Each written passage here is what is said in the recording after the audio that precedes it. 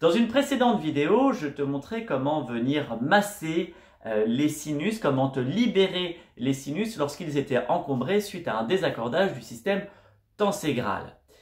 Là, j'aimerais t'expliquer l'importance de respirer par le nez. Parce que voilà, maintenant qu'on s'est libéré les sinus, on va pouvoir mieux respirer par le nez. Alors, respirer par le nez, ça a de nombreux avantages. Ça va permettre de réchauffer l'air qui rentre à l'intérieur de tes poumons. Ça va avoir un effet de filtre qui va éviter d'avoir des poussières qui rentrent à l'intérieur des poumons.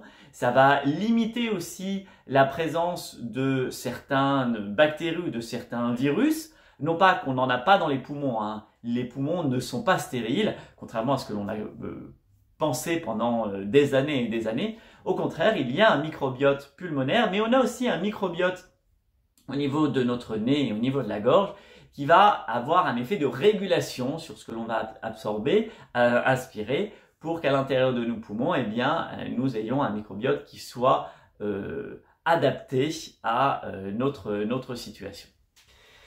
Ça fait partie des différents rôles de la respiration par le nez. Mais la respiration par le nez, elle va avoir d'autres intérêts. Et là, j'aimerais te présenter l'intérêt de la respiration par le nez du point de vue du système tenségral. Alors, je rappelle, le système tenségral, c'est le système qui va contenir les os, les muscles, les ligaments, les tendons, les fascias. C'est celui qui va permettre de mettre en relation les structures entre elles et qui nous permet d'entrer en relation avec le monde et qui nous permettant de nous déplacer.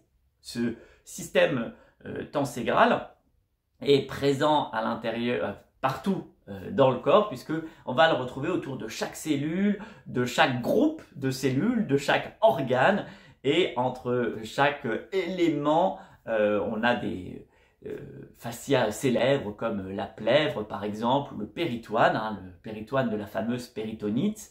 Eh bien, ce sont des fascias qui vont envelopper la plèvre, les poumons, la péritonite, les intestins, ce qu'on va avoir dans le ventre pour faire bref.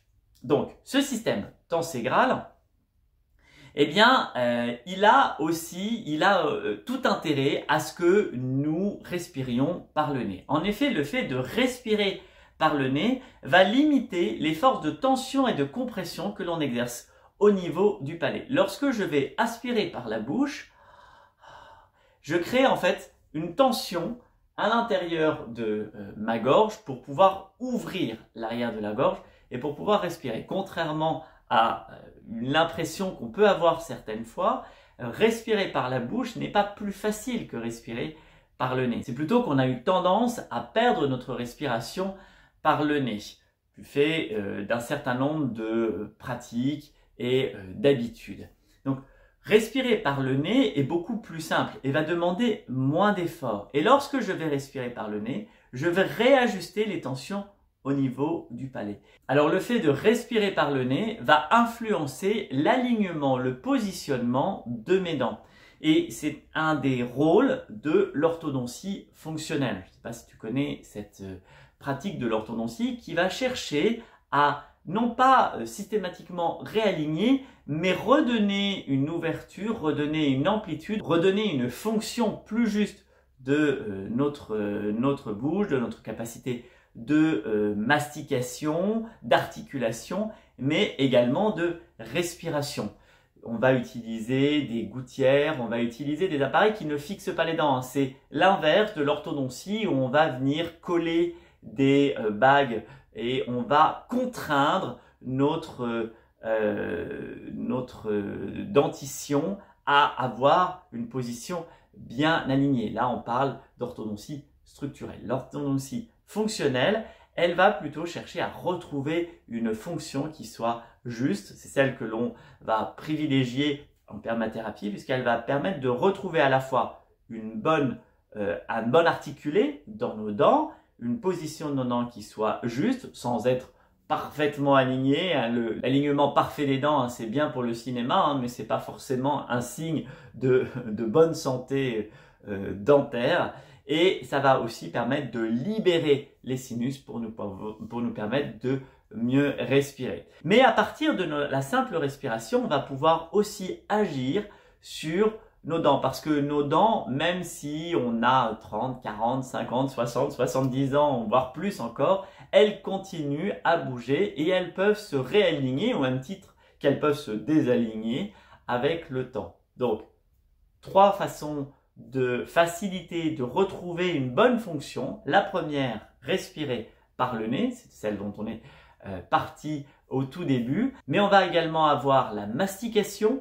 Le fait de mâcher correctement va permettre de avoir une bonne fonction de nos dents. Et aujourd'hui, on a une alimentation qui est de moins en moins difficile à manger. Elle peut être littéralement gobée, ce qui nous fait perdre notre capacité de mastication. Or, la mastication, ça n'a pas d'intérêt uniquement pour les muscles, ça va aussi avoir un intérêt pour la position de nos dents et l'articulé dentaire, la façon dont les dents vont s'emboîter les unes avec les autres. Donc, respirer par le nez, mastiquer régulièrement.